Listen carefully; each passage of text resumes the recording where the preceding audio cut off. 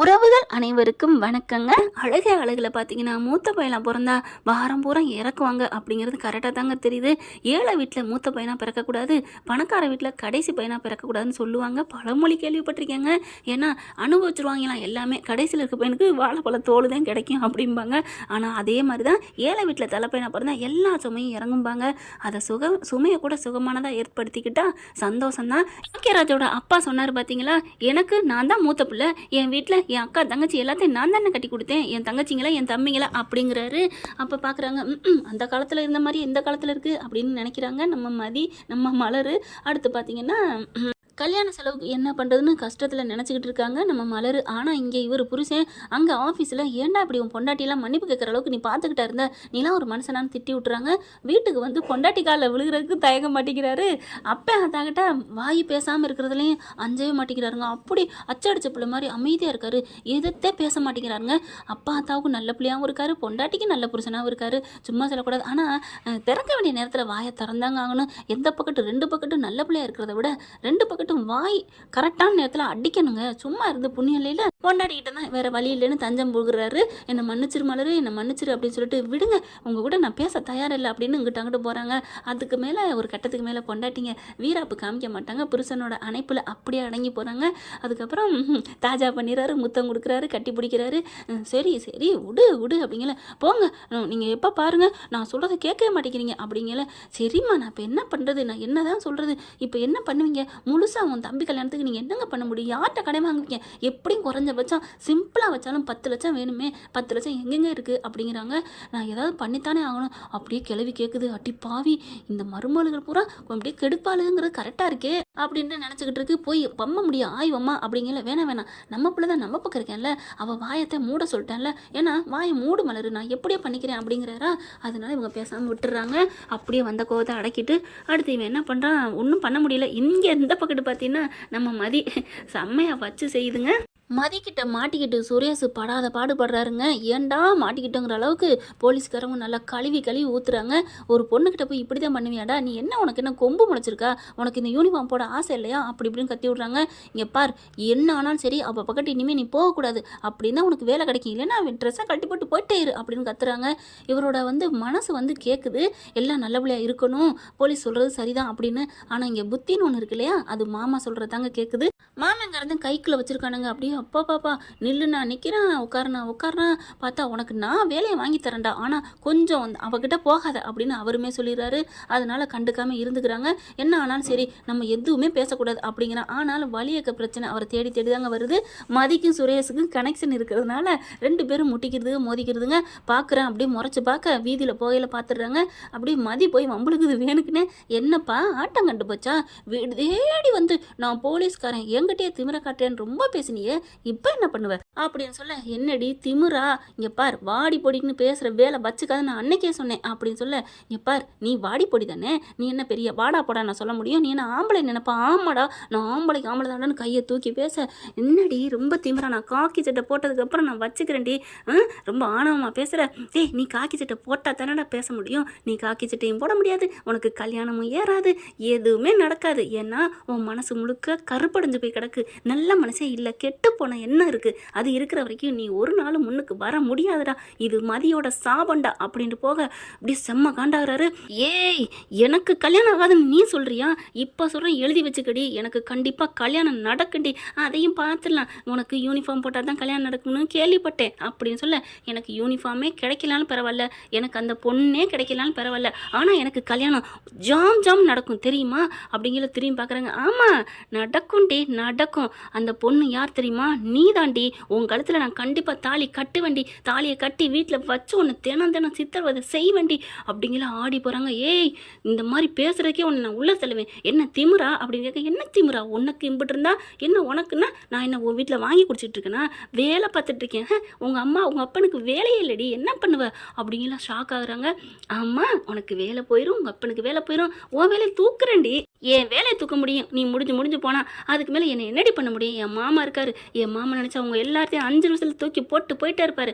ஆனால் அதை விட உங்கள் அப்பா வேலையை பறிப்பேன், உன் வேலையை பறிப்பேன், உன் வீட்டில் 5 பைசாவுக்கு நீ சிங்கி அடிக்க வைப்பேன், அதுக்கப்புறம் என் காலடியில் விழுந்து என்னை மன்னிச்சிடுங்க, நீங்கள் கதற வைக்கணும், என் காலை கழுவணும், என் தாலியை கட்டி என்னை கல்யாணம் பண்ணிக்கோங்க, ஏற்றுக்கோங்க அப்படின்னு உன்னை கெஞ்ச வைப்பேண்டி அப்படின்னு சொல்லிட்டு கிளம்ப பார்த்தா டே அப்படின்னு சொடக்கு போட்டு கூப்பிட்றாங்க. பார்த்துக்கலாம். ஐயோ எனக்கு தாலி கட்ட போகிறீங்களா, நான் பயந்துட்டேங்க, என்னை எதுவும் பண்ணிடாதீங்க அப்படிலாம் நான் சொல்லவே நினச்சியா, எதுவும் பண்ண மாட்டேன்டா அப்படின்ட்டு உனக்கு எதிராக நான் நிற்பேன்டா. அப்படியே ஒரு வேளை ஆண்டவன் விதி எழுதி உன் வீட்டுக்கு நான் வர்றதா இருந்தாலும் உன் வீட்டில் இருக்கவங்க எல்லாரையும் கீரை கட்டை எப்படி ஆஞ்சு இப்படி ஒரே கயிறில் கட்டி வைக்கிறாங்களோ அந்த மாதிரி இந்த கைகளை கட்டி வைப்பேன்டா. உன்னை தாண்டா இறுக்கி பிடிப்பேன். யாருக்கிட்ட, இந்த மதிக்கிட்டையா, யாருக்கிட்ட வேணாலும் உங்கள் சம்பவம் ஜெயிக்கும், என்கிட்ட ஜெயிக்காதுடா அப்படின்ட்டு பார்த்துலான்ட்டு போகிறாங்க. பார்த்துலாண்டி அப்படின்னு திரும்ப பார்த்தா அவங்க அப்பா இந்த மாமன் தங்கராஜ் நிற்கிறாரு. அப்படி மாமா அப்படிங்கிற சூப்பர்டா, நீ தான்டா என் உயிரடா, என் தளபதிடா, என்னை பாராட்டி பேசின பற்றியா, மாமா இருக்கேன்டா, உனக்கு என்ன இப்போ அவளை கட்டணுமா? மாமா அவளை கட்டணும் யார் மாமா ஆசைப்பட்டா? இல்லைடா இப்போ சொன்னியே, அது அவளை நான் கட்டுறதுக்கு அர்த்தம் இல்லை, அவள் கழுத்துக்கு தாலி கைத்துக்கு சொல்லலை, அந்த வேணாம் விடு சொல்ல வர்றது புரியுது, அவளை பண்ணுறேன்டா அப்படிங்கிறாங்க. இவெல்லாம் வேணாம் மாமா பார்த்துக்கலாம் அப்படிங்கிறாங்க. சரி அந்த சம்மந்தி வீட்டில் பேசுவோம் அப்படின்னு சொல்லிட்டு அங்கேயும் போய் பேசி சமாதானப்படுத்தி வச்சுட்டு வராங்க. இந்த பக்கம் பார்த்தீங்கன்னா பாக்கியராஜ் என்ன பண்ணுறாங்க, காசுக்கு ஒவ்வொரு இடமா அலைகிறாரு, கிடைக்கலங்க. கிடைக்காம பட்சத்தில் என்ன பண்ணுறாங்க, விஆர்எஸ்க்கு எழுதி கொடுக்குறாரு. அதில் ஏன்னா எப்படியும் ஒரு 15-20 லட்சம் கிடைக்குன்ட்டு அதனால் எழுதி ஃபார்மெல்லாம் கொடுத்துட்டு வீட்டுக்கு வந்துடுறாங்க. இந்த விஷயம் அங்கேருந்து நம்ம ஆளுக்கு மலருக்கு ஃப்ரெண்டு இருக்காங்க, அவங்க தகவல் தெரிவிச்சுறாங்க. என்னடி உன் வீட்டுக்கார் இந்த மாதிரி பண்ணிட்டு போயிடுறாரு அப்படின்னு சொல்லி, அப்படியா வரட்டு நிக்கி அப்படிங்கிற வீட்டுக்கு வராங்க. சோர்ந்து போய் பாக்கியராஜை கூப்பிட்றாங்க. கூப்பிட்டாச்சு தனியாலாம் கேட்கலாங்க, எல்லாரும் கீழே உங்கள் மையம் என்ன பண்ணி வச்சிருக்காரு தெரியுமா அப்படின்னு கத்துறாங்க. ஏய் என்னடி பண்ணா சொன்னா தாண்டி தெரியும், என்ன பண்ணி வச்சிருக்காரு பாருங்க அப்படின்னு அவர் பேகை வாங்கி அப்படியே கொட்டிட்டு பார்க்குறாங்க. எழுதி கொடுத்துட்டு வந்திருக்காரு, ஜெராக்ஸ் வச்சிருக்காரு, ஒன்று விஆர்எஸ் எழுதி வாங்கிட்டு வந்திருக்காரு பார்த்தீங்களா அப்படின்னு சொன்னோன்னே தூக்கி வாரி போடுது அவங்க அப்பனுக்கு. ஏண்டா பாவி, ஏண்டா இப்படி பண்ணுன, நான்லாம் இன்னைக்கு வேலைக்கு போன ஆசையாக இருக்குடா, ஏண்டா விட்டமே, யாரா இந்த 60 வயசு வரைக்கும் வச்சது, இன்னும் ஒரு 70 வயசு வரைக்கும் வச்சிருக்கலாமே வேலை நேரம் அப்படின்னு நான் நினச்சிட்டு இருக்கேன். நீ என்னடா இந்த வயசுல நீ என்னடான்னு கத்துறாங்க, எதுக்குடா இப்போ என்னடா அவசரம் அப்படிங்கல. எதுக்குன்னு அவர் சொல்லுவார் கேளுங்க, அதுக்கே நீங்கள் பறக்குறீங்க அதுக்குள்ளே அப்படின்னு சொல்ல அப்புறமா கேட்குறாங்க. புரிஞ்சு போகுது அவங்களுக்கே. அப்புறம் கல்யாணத்துக்கு நான் செலவுக்கு எங்கே போவேன், எல்லாத்தையும் என்னை பார்க்க சொல்லிட்டீங்க, ஏற்கனவே அங்கே எங்கே நான் கடனை வாங்கி எல்லாம் பண்ணியாச்சு அப்படிங்கிற, என் வேலையை தானே நான் பண்ண முடியும் அப்படிங்கிறாங்க. ஒரு வேலையும் போச்சா எல்லாம் போச்சா, அப்புறம் எப்படி சும்மாவே தன்மானம் இல்லாமல் இந்த வீட்டில் வாழ்ந்துட்டுருக்கீங்க, இப்போ இந்த வேலையை எழுதி கொடுத்துட்டு கல்யாணத்தை முடிச்சுட்டு நீங்கள் அக்கடான்னு உட்காருவீங்க, அப்புறம் உங்களை நம்பி இருக்க நான் என் பிள்ளைலாம் எங்கே தெருவில் எடுக்கிற திருவோடு அப்படின்னு சொல்ல, ஏய் என்னடி இந்த வீட்டுக்கு வந்துட்டு உன்னை நாங்கள் தெருவில் விட்டுருவோமா அப்படிங்கிறாங்க. என்னத்தை இன்னமும் உங்களுக்கு மனசே இல்லையா, அவர் இந்த மாதிரி பண்ணிட்டு வந்திருக்காரு, அவரை வேணான்னு சொல்லாமல் என்னைய சொல்கிறீங்க அப்படின்னு சொல்ல, ஏண்டா பாக்கியராஜ் அவள் சொல்கிற மாதிரி செஞ்ச, அப்படி என்னடா வேலையை விடணும், நீ அதுக்கப்புறம் அம்மா நான் வேறு ஏதாவது வேலைக்கு போய்க்குவேம்மா, தனியார் வேலை எவ்வளவோ இருக்குமா, ஒன்றும் இல்லாட்டி என்ன அப்படிங்கிறாங்க. அப்படி தம்பிக்காரன் வந்துடுறேன், அண்ணே எனக்கா ஏன்னு இப்படிலாம் செய்கிற வேணாண்ணே அப்படிங்கிறாங்க. விடுடா நான் இருக்கையில் நீ எதுக்கும் கவலைப்படக்கூடாது அப்படின்னு கட்டி பிடிக்கிறாங்க. அண்ணன் தம்பியும் கட்டி பிடிச்சிக்கிறீங்க, உங்களை நம்பி நாங்கள் இருக்க மாட்டா என்ன பண்ணுறது அப்படின்னு தவிக்கிறாங்க. அதுக்கப்புறம் ஒன்றும் சொல்ல முடியல, இதை பற்றி யாரும் பேசாதீங்க அப்படிங்கிறாங்க. அப்புறமா போயிடுறாங்க. பரவாயில்லடா உன் அண்ணே உன் மேலே நல்ல பாசமாக இருக்கேன்ல அப்படின்னு அப்பனும் ஆத்தாவும் சுரேஷை பார்த்து பேசுகிறாங்க. இவர் என்ன நினைக்கிறாரு, அந்த மலரையேத்த மனசுக்குள்ள அந்த மதியவேத்த நினைக்கிறாரு, அவளை என்ன பண்ணுறது ஏது பண்ணுறதுன்னு போட்டு பைத்தியம் முடிக்கிற மாதிரி நினச்சிட்டு இருக்காங்க. இங்கே ரூம்குள்ளே பாக்கியராஜிட்டு போயிட்டு, இங்கே நம்ம மலர் என்ன பண்ணுறாங்க, இங்கே பாருங்கள் வேணாங்க ப்ளீஸுங்க சொல்கிறத கேளுங்க அப்படிங்கிறாங்க. சரி உனக்கு எப்படி தெரியும் நான் வேலை இந்த மாதிரி பண்ணுறேன்னு, அதெல்லாம் தெரியும், இப்போ அது முக்கியமா, வேணாம் விட்டுருங்க, நாளைக்கு போயிட்டு இதெல்லாம் வேணான்னு சொல்லிட்டு எழுதி கொடுங்க அப்படிங்கிறாங்க. அதெல்லாம் முடியாது, நான் கொடுத்துட்டு வந்துட்டேன், அப்போல்லாம் ஒன்றும் உடனேலாம் பண்ண மாட்டாங்க, ஒரு வாரம் ஆகும், நான் கேள்விப்பட்டிருக்கேன், நான் எத்தனையோ பார்த்துருக்கேன் சீரியல் படத்துலலாம், நீங்கள் வந்து எழுதி கொடுங்க, நீங்கள் எழுதி கொடுக்குறீங்களா இல்லை நான் போய் நீ போய் கொடுத்துட்டு வந்து வேலை பார்க்குறது நான்டி அப்படிங்கிறாங்க. இல்லைன்னா இப்போ 10 லட்சத்துக்கு எங்கே போகிறது அப்படிங்கல, இப்போ 10 லட்சம் கிடத்தா வேலையை விடாமல் இருப்பீங்களா அப்படிங்கிறாங்க. ஆமாம் இப்போ என்ன பண்ணுறது, அதுக்கு 10 லட்சம் நீ வச்சிருக்கியா அப்படிங்கல. ஆமாம் ஒன்றா என்ன தானே சொல்லுவீங்க, வேறு என்ன பண்ணுறது அப்படின்னு போயிட்டு பெட்டி எடுக்கிறாங்க. பெட்டி எடுத்துகிட்டு திறந்து உள்ளுக்குள்ளே வச்சுருக்காங்க. பத்திரத்தை எடுத்தாந்து கொடுக்குறாங்க. என்ன இது அப்படிங்கிறாங்க. எங்கள் அம்மா அப்பா எனக்காக கொடுத்த பத்திரம், இந்தாங்க இதை போய் வைக்கிறீங்களோ விற்கிறீங்களோ இதை பண்ணிக்கிட்டு உங்கள் கல்யாணத்தை உங்கள் வீட்டு கடைங்கள அடைங்க, அதுக்கப்புறம் எல்லாம் பார்த்துக்கலாம் அப்படின்னு மலர் சொல்கிறாங்க. அப்படியே பத்திரத்தை வாங்கணும்னு கட்டி பிடிச்சிக்கிறாரு. மலரு அப்படின்னு சொல்லிட்டு அப்படியே நல்லது செஞ்சால் மட்டும் மலருன்னு கட்டி பிடிங்க, நல்லதை எடுத்து சொன்னால் திட்டிட்டு போங்க அப்படிங்கிறாங்க. சரிடி பொண்டாட்டிக்கிட்ட தானே நல்லது கெட்டதெல்லாம் பேச முடியும், எடுத்து சொல்ல முடியும், ஏன் மலரு அப்படிங்கிறாங்க. அதுக்கப்புறம் இது எவ்வளோ மலர் கார் போகும். அது எப்படியும் கிட்டத்தட்ட ஒரு 40 லட்சம் போகும். 40 லட்சமா?